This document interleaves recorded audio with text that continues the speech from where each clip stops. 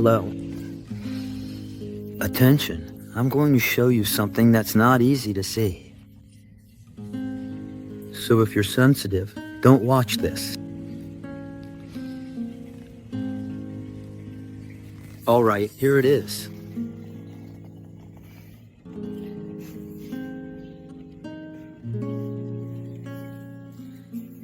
There you go. Yes, you saw that right. Well, I hope I managed to hold the camera steady. It's a dead bird.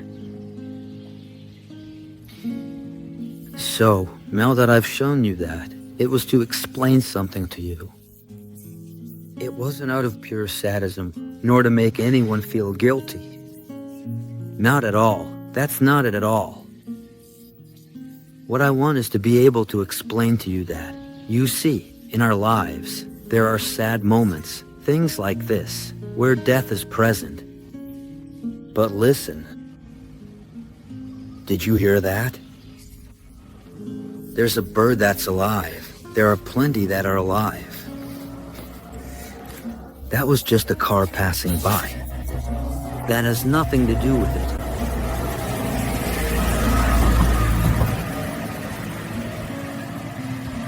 You have to know how to let things go and move on. What I meant by that is, you have to focus on what's alive.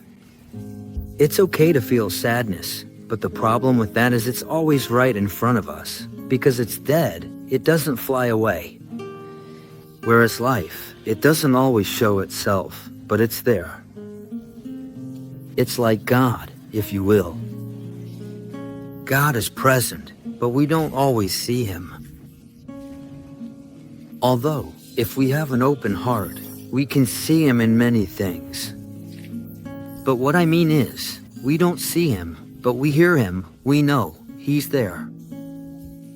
There is life all around us, like that bird over there.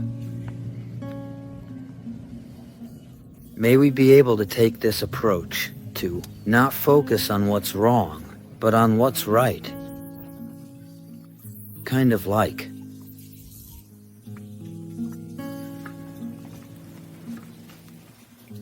Yeah, it's not easy to say, but imagine a father or a mother who has 3 sons, loses one, and only sees the loss of their son.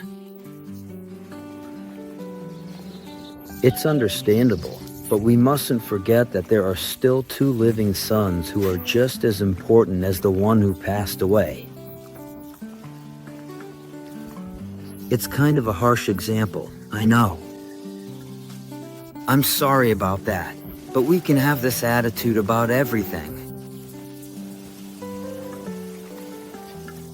I encourage you to focus on what's alive, on what exists in the present, to set aside the past and the future a little.